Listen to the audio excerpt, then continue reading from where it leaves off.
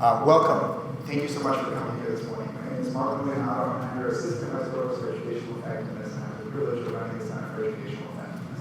What I'd like to do this morning is to get us all in the mood by basically learning more about what's happening in terms of SOTL on our campus, really centering it around inclusion excellence or inclusive excellence, it's been called by other names, and giving you a sense of the upcoming opportunities where we are now and what's coming in the future. So let's get started with a nice definition. So our funder, we have Martha Shorty and I happen to have funding from the Howard Medical Institute to work on inclusive excellence. And the way they look at inclusion is a way to really participate in a culture that everyone is welcomed in and the institution expects everyone to be successful. They define inclusive excellence as an institutional end goal and a dynamic stance. Well, you can read this. Basically, when I look at this definition, it's a little too much for me. So what we've actually done is we've looked at more of how are we thinking of inclusion excellence here at UC Davis. And we've borrowed from the UC Davis Strategic Plan for Diversity and Inclusion. And here, this language speaks a bit more to our group in that inclusion is where when an individual or group can be and feel welcome, respected, supported, and valued as a fully participating member. And when we think about this with respect to inclusion excellence and how we can think about it related to our students in our classroom, it's really about valuing and embracing diversity and inclusion, having a focus on the individual, moving beyond a focus on groups, practice talent differentiation strategies, value people because of, not in spite of, their differences, take steps to make the environment equitable for all, and integrate inclusion in all aspects of the organization. All employees consider themselves responsible. We're all in this together to make this work for all of us, including our students, and especially for our students. So this is the one that we tend to work with a bit more, and I can tell you these things keep evolving, so I'm sure by the time we're done with the 5-year project, of which we're in the beginning of the second year, we will fine-tune this even further. But when we think about inclusion excellence, this is one of the co-themes here at this conference, we really want to think about how do we progress, how do we think about this work, whether it's the data, whether it's the studies that you're undertaking. We think about it's really important to be aware of what's happening with our students. But awareness is really just the beginning step. It's really important to then build some form of understanding. So read some papers, talk to your colleagues. Talk to your colleagues, find out more about first-generation students and their needs. Once you have the awareness and you build some understanding, now is a good time to take some actions. So often what I see is when data is first shared with people, they immediately want to go to action. And they want to go to that action without necessarily thinking about why that data might show what it shows. And I think it's really important, and we found it to be more useful, more successful, if you first spend some time trying to understand what's happening, why the data is, what the data is telling you. After you've taken an action, collect some data, analyze it, think about what's happening, reflect on it. Really, really critical to understanding if what you've tried to do is actually having an impact. And then guess what? You're right back at the start. You're back at awareness, and you start the cycle all over.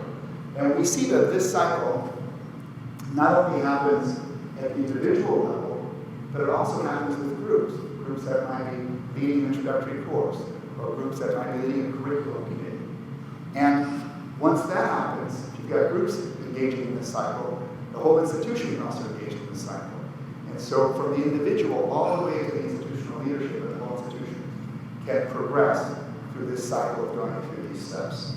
And I know it looks very neat, sometimes it's messy, we move around in that cycle, but overall we need to make sure that we don't neglect any of those steps. Now, with that said, I want to bring you into our students and what we understand right now. I'm going to help you with some awareness and begin to build some understanding around the issues of equity and inclusion of our students. If you look at our fall 2017 continuing group and new group, in general, you see some trends. We are starting to have a little bit less California residents because we've increased some of our international students. The other thing you're seeing is that in general, the number of females is slightly going down, but it's still a majority of our students. When you look at our underrepresented minorities, we're increasing, and as Carolyn mentioned, we're becoming a Hispanic study institution. And when you're looking at first generation, we're also increasing the numbers of first generation students, and this year we had even more, as Carolyn mentioned, first generation students. And our Pell Grant recipients are all close to 40%. So these numbers look very, very different from when you go to University of Michigan, Pennsylvania, some other places. But they are looking to us, as Carolyn mentioned, and seeing that we are the beginning of a wave that's sweeping across the country. That's bringing much greater diversity to groups of students that are accessing college. And what you see overall, when you look at the overall student population, is that our Hispanic, Latino, and underrepresented minority, this whole group right here is increasing. The proportion of white students is decreasing. International students is going to be capped at around 18% for us. But that's what our demographics are. We are quite diverse. And the way we thought about this diversity and some of the outcomes of students in the past is we've said, well, how do our first generation students perform after their first year of college, typically with GPA, overall GPA, versus our non-first generation students? Or how do our underrepresented, not underrepresented minorities compare to our underrepresented minorities? And when you look at things this way, you get a very basic picture that the first generation students and the underrepresented students are not doing as well. And they're about 0.3, a third of a grade point lower in terms of first year outcomes. But you need to go deeper than this to truly understand what's going on campus. And what we've done is we've looked at those three variables separately. So URF, underrepresented minority, FG, first generation, and LI for low income. The students that are none of those three variables are true for them. And our California residents, by the way, this is only limited to California residents right now. They're finishing their first year around 3.22. When you look at the students that have any one of those three factors as being true, it doesn't matter whether it's first gen, low income, or underrepresented minority, they're clustered in this group right here, around 3.05. Still got a drop of almost 0.2. And by the way, this other category is just people for which I don't know the value of all three variables. If I pick any two factors, you see that now we're here. And it doesn't matter which two factors. We're clustered closer around 2.85. So again, another drop of about 0.2 in terms of GPA points. If they happen to have all three factors, then they're down here around 2.67. So it looks like if you have one factor, you come down about 0.2. If you have two factors, you come down another 0.2. If you have all three factors, you come down another 0.2. And this is what's happening to our students in terms of their outcomes after the first year. Now, if we just look here on this side, the right side for you, those are just the introductory large courses. And what we see with those courses is the exact same pattern, except the difference is even greater.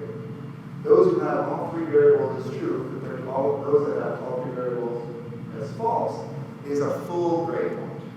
Okay? So before for the overall GPA, the difference was about 0.6.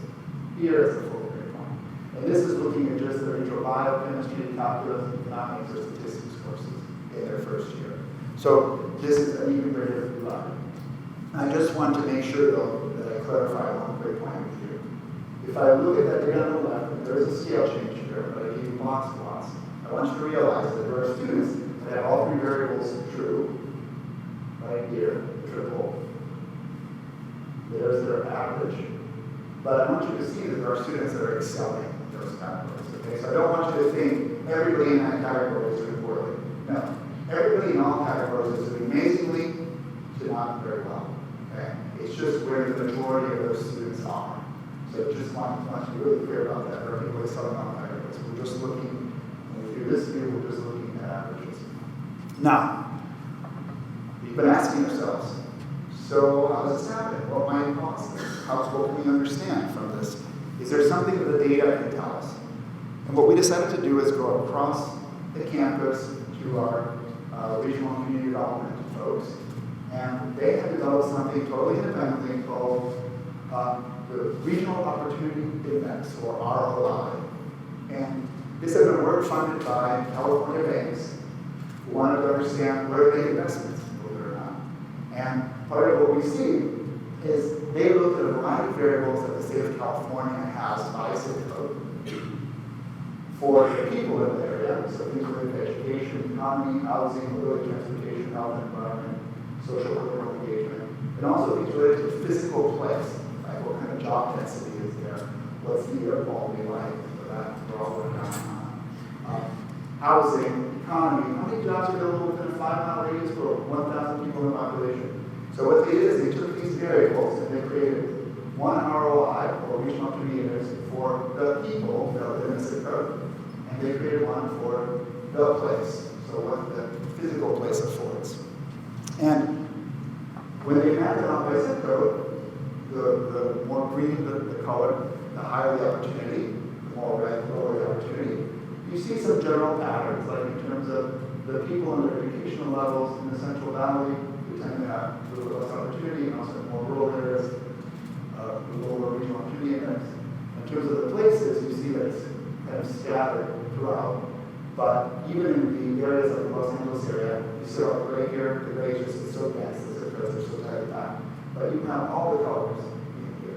Just like in our region, you have all the colors in the San Francisco Bay Area, you have all the colors divided by zip code. So what we decided to do is to look at our students' last known zip code and see what was the opportunity of the last zip code of those students. And let's average that. And when we do that for the people, what we see is that the people who have none of those three variables is true, groups of the minority, low income, or first generation, have the highest opportunity in terms of the regional opportunity of their zip code. And basically things line up in the same way. When we do it with the place, we see the same thing. Right? So what effectively this is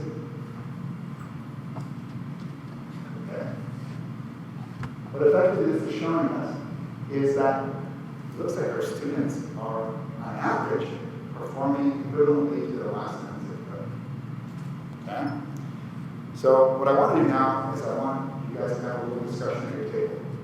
And you have some paper, you have a couple markers, you have 2 sheets of paper. One sheet, please hold for your comments related to this discussion. The next sheet will be for the second discussion. But it looks like at the end of the first year, California students, on average, are performing in line with the opportunity indices of their last zip code. And the 2 questions I want you guys to discuss at your table and come up with is there are 2 key comments that you want to share. We're going to take these and we're going to stick them up on the wall and we're going to read what you guys discuss at your table.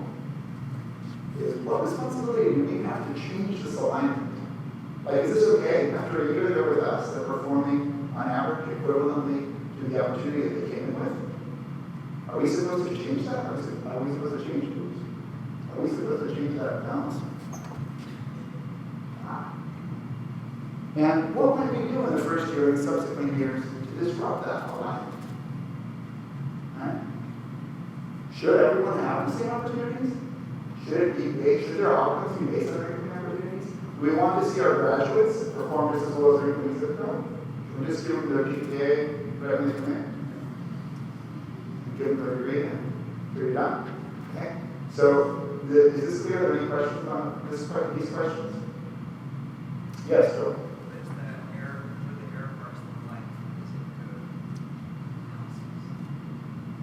So the zip code analyses, you're looking at, if I was to show you box plots, for example, it looks very similar to the same GPA. So there is a whole range. If you do a straight correlation, student by student, you're looking at about R squared about 0.25. So it's not super high, but it's there. So it's really an aggregate behavior that is highly linked. Okay? Any other questions before you start having a discussion? I'd like to give you about 5 minutes to just discuss this, and I'd love to hear from 1 or 2 tables, and then we'll move on. Thank you.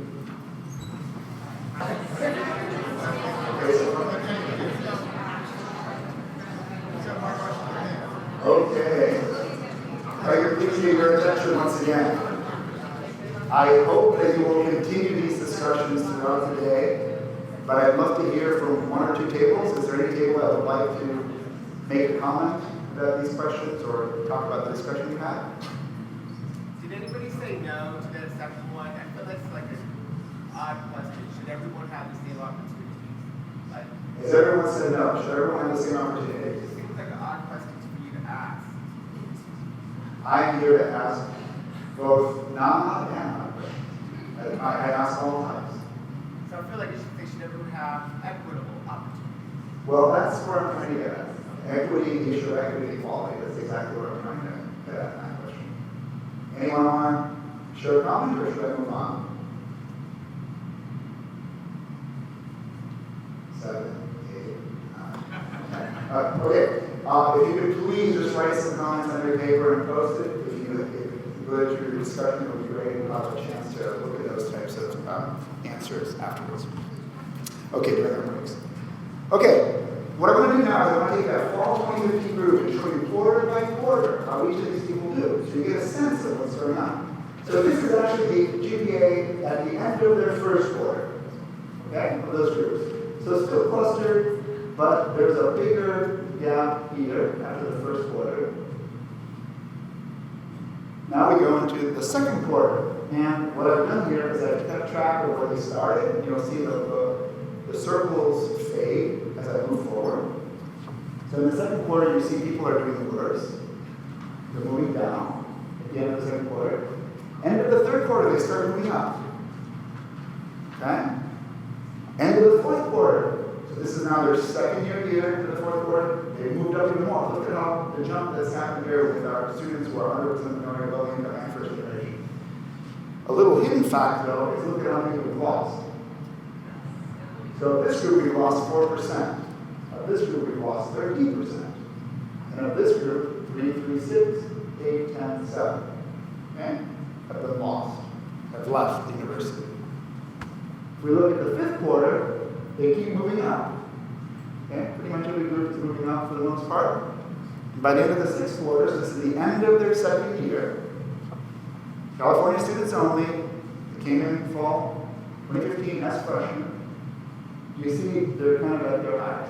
But if we look at the losses again, we've lost 5% here, we've lost 16% here. Okay? So 3 times loss, yes sir. So is the increase in GPA mostly due to losing the students with the lowest GPA? I wish I could give you the exact answer to that.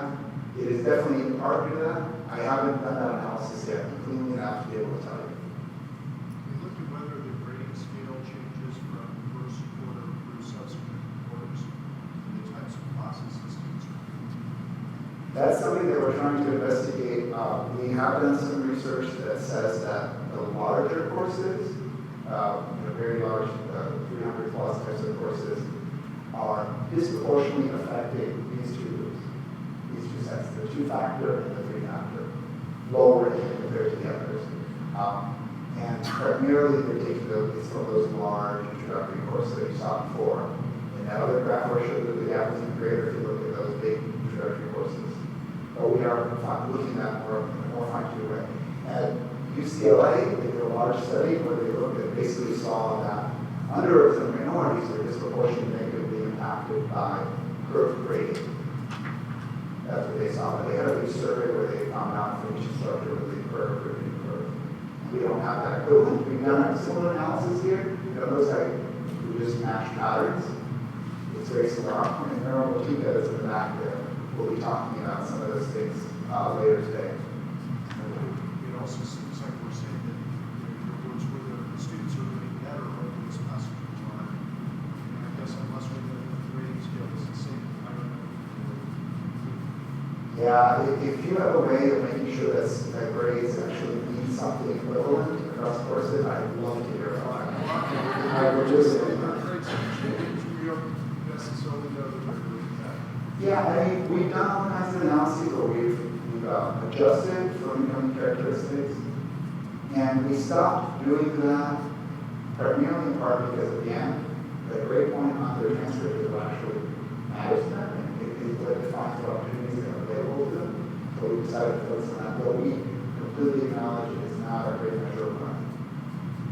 That's what she put this. I'm just curious, do we know the reason of all the losses? Do we know the reasons of all the losses? Some. We do not have a very comprehensive exit review at any time of our students. So we find out from some students that we may have relationships with, know about, through others. But we're trying to be a little bit better about that. We know more about some of the students changing majors, but still staying in the university. Once you leave the university, it's kind of hard for, we don't really know, you just don't know about it. Right?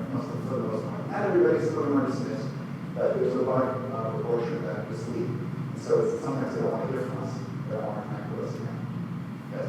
Mark, what is this graph look like do for transfer students? What does this graph look like if you do this for transfer students? In general, transfer students appear to be much more jumbled. So these categories, the averages, there's still none of the variables true, all the variables true is the biggest gap, but the gap is smaller. They basically are crunched somewhere in between. In the middle is, if you look at the high here and the low here, the transfer students are all clumped in here, but still the high being the highest and the non-true being the highest and the all-true being the lowest, but the gap is much smaller. And some of the two factors are actually higher than one factor. So it appears that the students have already, we may say they might be more resilient when they have these multiple characteristics. Yes? Transfer category, separated into selected programs versus non-selected programs. Not with that analysis, but we could definitely do that. That's a great suggestion. Okay, we can move on. So, how does UC, and in this case, the data I have is from UC overall, because we do not have the ability of being, well, this data would exist for UC data students only, but we're now allowed access to it. So UC is allowed access to it. And what they tell us is they divide parental income into quintiles. So 5 different groups from the lowest to the highest parental income. And then they look and they say, the UC, in terms of their parents' income, accepts the most lowest income students, parental income students. Okay, so 12% of our incoming class in the UC system overall is from the lowest quintile. And you can see that the other California schools and non-California schools or third schools accept less. And this is the breakdown for different quintiles. Now we also accept the most of the highest quintile. Right? But just to give you a sense of what happens. The other thing that we know is that we know that this is looking at, depending on which quintile your parents come from, which students are going to do better income-wise than their parents. So if you're coming from the lowest quintile and you were between the 1999 and 2005 active cohorts, you're pretty much guaranteed to do better than your parents. With that guarantee going down in terms of doing better than your parents as you move up in the income quintiles. And overall, for all students, about half of them do better than their parents, for all students overall. And if you look at what percentage of alumni from the bottom 20%, the bottom quintile, move to the top quintile, students in the UC system, over a third of them move from the bottom to the very top quintile. Compared to the other educational opportunities, we are doing the best. Okay? So this is done with data from actual income records of the students as they move past their degree. And this shows you the income post-graduation based on parent income. It's again those same quintiles. And what we see is basically, if your parental income was between the first quartile and the first and the fourth quartile, you're all performing very similarly on average years post-graduation in terms of their income. The people in the parental income in the highest quintile are pretty better. That's the only group that really suffers. And income post-graduation based on first-generation status, you see over time that there is still a gap. And I've heard of studies that have looked at this also more with the intersectionality, like the 1 factor, 2 factor, 3 factor, and they say that that gap persists throughout your career, just as it gets compressed. Inside medical doctors still see those same kind of separations of 1 factor, 2 factor, 3 factor. Okay? So something from early on is traveling through, though everything is getting compressed. Okay. So the campus here, we are trying to do a variety of things to help bridge these gaps. One of them is the proposal, the project that I told you before, our Hughes Medical Institute Inclusive Excellence project. And We were one of 24 schools selected. And really here, it's to identify the opportunities, engage in culture change, and reflect on the impact, to try to change the institutional culture, make sure that all students have the opportunity to succeed and more students succeed. That's one effort that's going on campus. As I mentioned earlier, Dr. Chothi and I are in the beginning of our second year of 5, and we very much are starting to engage more and more folks across the campus with this project. Another project I want you to be aware of is the American Association for the Advancement of Sciences SEA Change, or STEM Equity Achievement. This is looking for systemic, structural, institutional transformation in support of diversity and inclusion. Okay? And this project we just applied for, it's kind of like LEED certification. The campus is trying to say we are a welcoming environment for diversity and are actively trying to support all people succeed here. And it's primarily initially focused on staff and faculty diversification and elements of student diversity and equitable outcomes. But this is a project where you have to apply, and then if they select you, then you have bronze status. You go from bronze to silver to gold to show how inviting you are in the environment. And UC Davis has applied for this. We don't get the outcome, we apply for this, and it's brand new. This is just to give you a sense in terms of our faculty. This is looking at the assistant professor level, associate full, and LPSOE. Overall, we see that in all of the colleges, almost this last year, almost everyone's had an increase in these numbers. But we keep increasing in all of these categories. And if you look at, in terms of our breakdown of African American, Indian, Asian, Hispanics, Latino, unknown, and white, based on how the disciplines, this is the way the campus puts out this information. We're also seeing that in general, we are getting more diverse in a variety of categories throughout the years in terms of our faculty numbers. Okay? So that continues to diversify. Another initiative I want you to be aware of is the American Talent Initiative. This is an initiative that Steve Weisler is leading, and this one is about expanding access and opportunity for talented, low, and moderate income students. So this is, again, a national type of effort, lots of institutions involved, and institutions make commitments, get together, share what's working, what's not working. It's another effort that's going on campus. And one more. The APLU, Association of Public and Land-Grant Universities, has this Powered by Publics, Scaling Student Success, and we are part of the High Enrollment Cluster, which right now is focused on first-year experience and issues around major selection, and then we'll move on to teaching and learning-related issues. And these are the members: Texas A&M, Texas Austin, us, Florida, Oregon, Utah, and Washington. And this group is getting together to discuss different strategies and what's working, not working, and actually talking about things that don't work as well, not just the things that work, so that we can share that information. Now, I want to get to a favorite topic, class sizes, because I want to show you some information, and then I want to have a little discussion. And when we get the institutional data on how class sizes have varied by college, what you see is that College of Engineering has been steadily increasing in terms of class sizes. CBS has been going up and down, and in general, LNS has the lowest average class sizes. This is one picture that you can see, but I want to give you something a little bit closer to our home. This is complex graph, but it's looking at over the years in the different divisions, and just so we're clear, ag and environmental sciences, biosciences, engineering, humanities, arts and cultural studies, math and physical sciences, division of social sciences. And what this is showing you is for a student who graduated in 2016, for example, right here, in CBS, 70% of their upper division courses had a class size range of 300 plus. Okay, so the color you see here.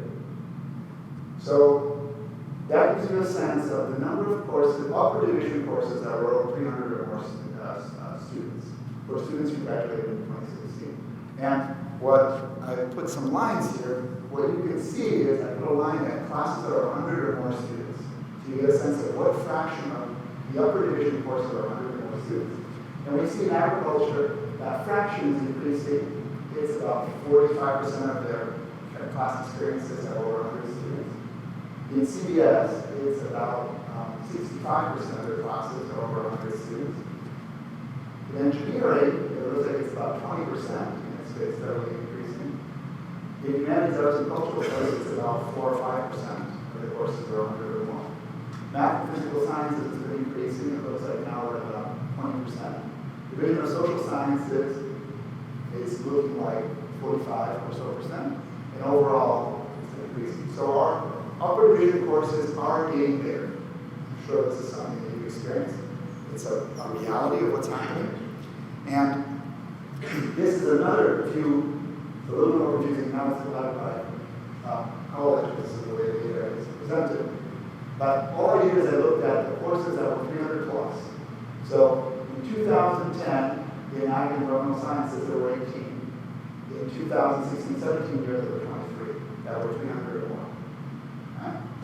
In CBS, it's gone from 28 to 31. College of engineering has gone from 1 to 7.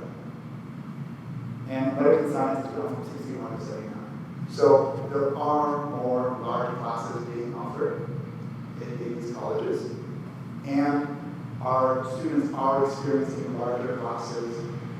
And in some colleges, quite a few larger classes in their upper division experience. So there is some hope.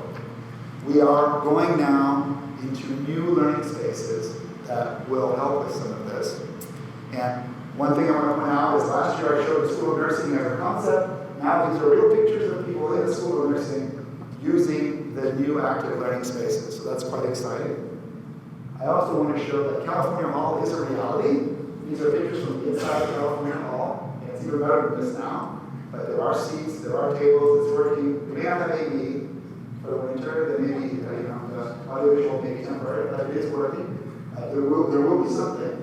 And the space is becoming real, so that's a very exciting space, which allows, these tables are really nice, but also space for people to walk around, if they're learning assistants or graduate students that want to move around.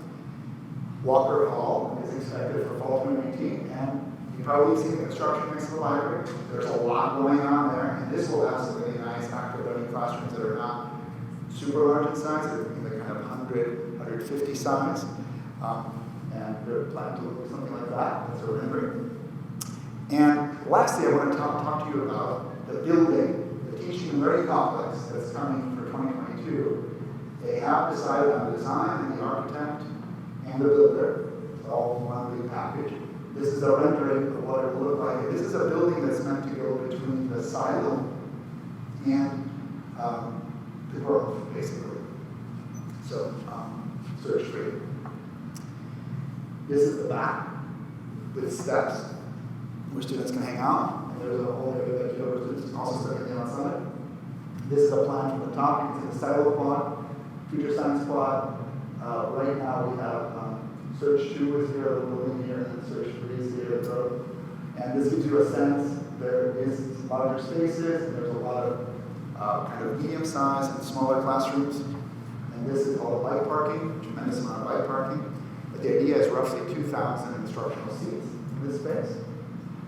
And this gives you a breakdown of the quantity and number of seats of the rooms. And this shows you level 1, level 2, and level 3. So it has 3 levels of space, quite exciting space. And a lot more space per student. So there's room to move around, lots of rooms. All these rooms that are 124 below are all very flexible, including tables. I don't know if you remember last year I shared with you a survey that we'd done with the faculty about what they were looking for, and a lot of those ideas and comments were incorporated into this building. These are some renderings of things like the learning wall, a big wall where people can leave messages, spaces where people can study quietly. There's also this idea of an interior space with steps where people can hang out and share study time, some informal spaces. Also windows into the classroom in the back so people can see what's happening in the classrooms. And really trying to make their classrooms as engaging as possible with space to move around.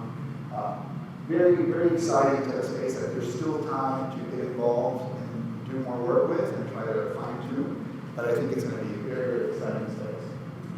So, with that said, this is your second and last discussion. How might we address this large class size issues? How do we maximize what we have available here and we see opportunities in the new spaces?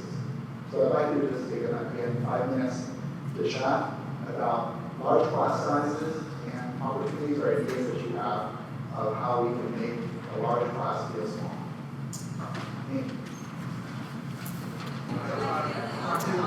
Okay, I'd like to call you back to order. Again, I think this is a productive discussion. I hope you continue to have throughout the day, thinking about this. And if you have any initial thoughts, please put on a piece of paper and post up.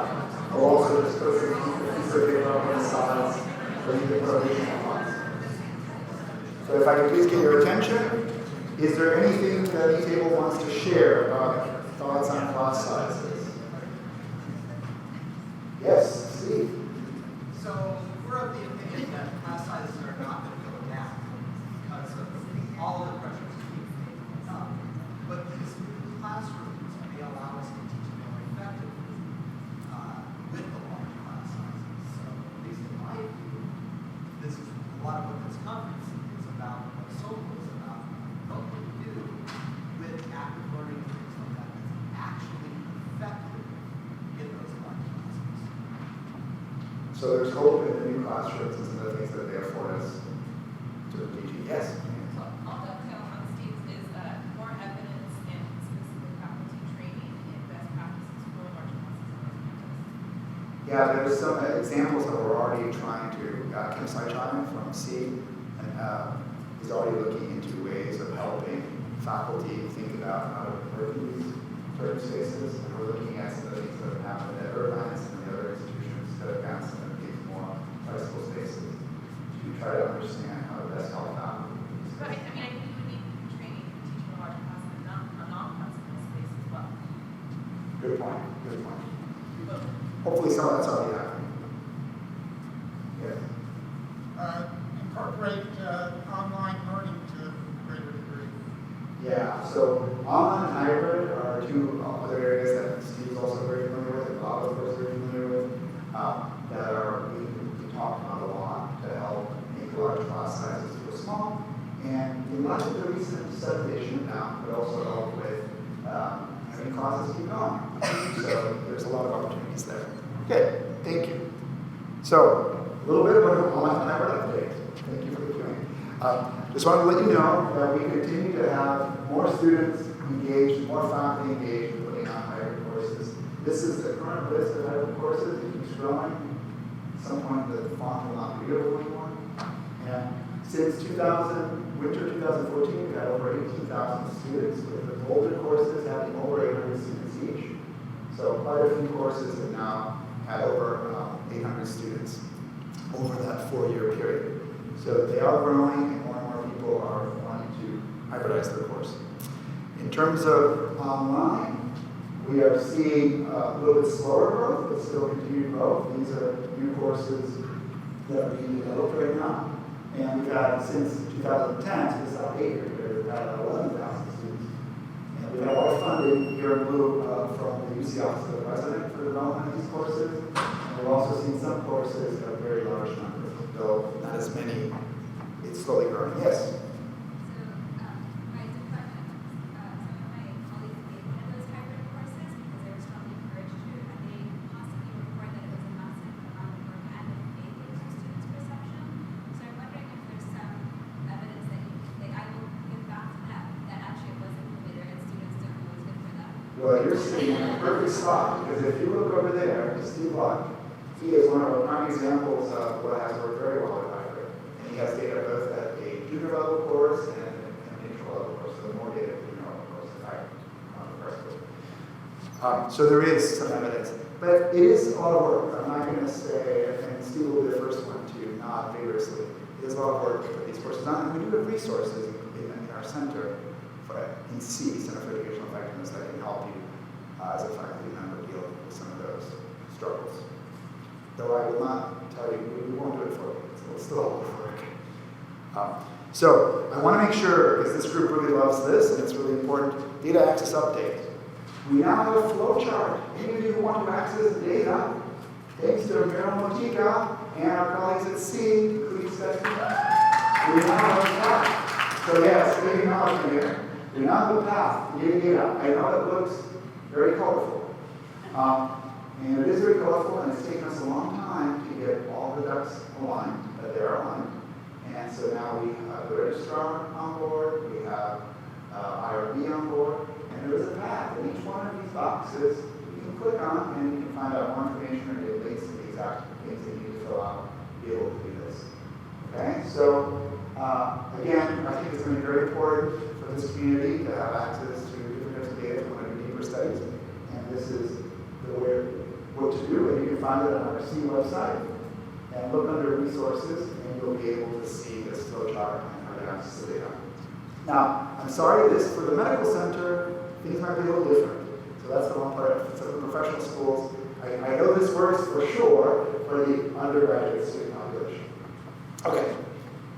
So I want to end by just showing you a little bit about what we're doing, Mark and I are doing with the HHMI project that has already affected some of the intro biology and junior level biology courses, larger courses.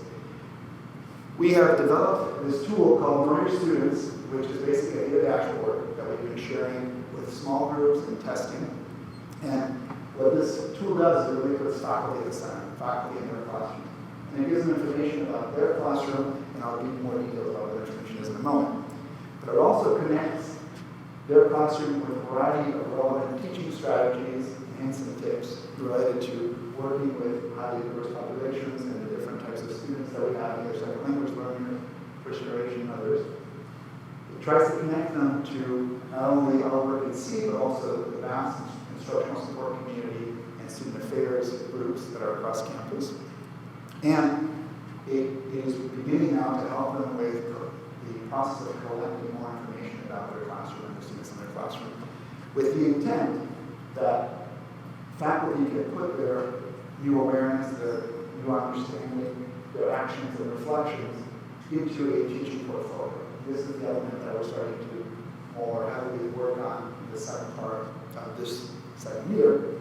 And the intent is that the great work that faculty are doing can be captured in a relatively straightforward manner, put in the teaching portfolio, and then you may want to use that in your promotion cycle to get back to the Step Plus and have more evidence besides just your student teaching evaluations. And the goal here is to really be a reflective practitioner and to show that you've been a reflective practitioner with your class. And also just to put notes and ideas that you have for the next time you teach the course. We hear this over and over again. I teach this course once a year. At the end of the year, I always think, oh, I should do this, and then it starts over again, and I've forgotten some of those things. This is a place to capture those thoughts and ideas and collective. Now, we go a little more detail. It tells you things, and this, by the way, is one of Mark's classes he's graciously offered to be shown. And it shows you things like not only transfer students, class size, first generation, international, but academically distressed, repeaters, average student experience, English second language learners, students you've had in prior courses. It gives you an idea of courses that you get to put in. How did your students do in those courses? And how long ago did they take those courses that might be very relevant to your course? It also can show you the course that you're teaching as compared to the other sections being taught in the same course in that term, all the times you've taught, how that variable has changed, and all the times that course has been taught over the last 5 years in your department. It couples to information that's been curated by the Center for Educational Effectiveness and also from other sources. For example, we have a 3-part series on working with first-generation students. That's very useful and has some real quick tips that you can use for your classroom. It also connects you to things like resources for Native American students, or the Latinx Center, or the Student Academic Success Center, which is now a different name, AATC. But it tries to connect you with the actual people in those centers that are working with the different students. For example, in Mark's class, if students are getting tutoring from that center, it will allow you to connect to where are they getting that tutoring. And it also shows you what's the experience level, and we're working again. Please give us the opportunity to keep on improving this tool. This is the beginning version of this tool, but it gives you a sense of how many units have the students taken, whether they're freshmen or transfers at your institution. So how fresh, how new are they in this environment, which is a really important thing that we've seen. It also tells you how many students you have, what majors, and what part of their career are they in. It gives you an idea of top concurrent courses. If you really want to be nice, you can coordinate midterms or other things with the students, or you can see what kind of topics the students are covering. what did you take in the prior course, and it shows you for your teaching what have been the gaps in performance, average performance, between different groups. In this case, it's showing you the gender gap, and in this course, the gender gap has been decreasing over time. And you can see some variation in what the average grades were. You can see the error bars as well. And then it shows you your TA group, how many repeaters have your TAs had. You can look at your grade distributions, what they look like over time for your class again. And if you happen to look at a class that's in the past, you can say, how did the students do in this future course? So you can look at how many students have taken it, how many terms after my course, and how did they do overall. You get a sense of how they're doing in the future. Well, how they've done. It's not predictive. We're adding a whole bunch of different tools in terms of data acquisition tools that you can use in your class. And I'm happy to talk to you, or I'm happy to talk to you about any of these tools and other tools that we're trying to put into it. One that I'll just highlight is we're trying to make it really easy for you to send out a 2 or 3 question quick survey that automatically sends through Qualtrics and gets some analysis. And really, we're trying to make sure that we incorporate this idea of reflection throughout. And we're trying to make 2019 the year of reflection in your teaching. So we want to make sure that you think about that whole cycle and you spend time reflecting. So, just very brief conference overview so you know what the rest of the day is going to bring you. When we look at the talks and all the titles, you can see the word cloud here. We're going to be hearing a lot from engineering. There's a lot of people about engineering they're talking, but also about writing, about animal, about learning, about courses. So the kinds of things we hear, but also evaluations, effects. And in the posters, we're going to hear all about students. Great. Courses, engineering, writing, learning, undergraduates. So there's lots of great topics in both the talks and the posters. And I want to make sure that you realize that there's 2 different tracks. There's kind of the talks here that relate to inclusive excellence, and there's another set of talks, also very relevant to this conference. So research going on. Then there'll be the poster sessions, lunch. Our wonderful keynote, Pat Hutchins, will really give us a grounding about scholarship teaching and learning, its value to the university, its value to our career development. And then we'll have, again, resource tables, a little bit different. They'll be set up in here, and conference room talks will be going on simultaneously. And there'll be a break, and then there'll be concurrent sessions with resource tables and talks. And we'll close out the conference with remarks from Chancellor Green and reception and awards for best posters. So that'll be very exciting. You might wonder what the colors are on your name tag. There's a lot of codes here. There's also cheat sheets all around if you want to see what we've colored your name tag with. And I just want to end by saying that we're trying to go from this stage of just poking in the dark to bringing people together, going through the cycle of progress, overlaying our scholarship of teaching and learning on top of that, to bring us to some clarity and a path forward for our students and ourselves. Thank you very much for your attention.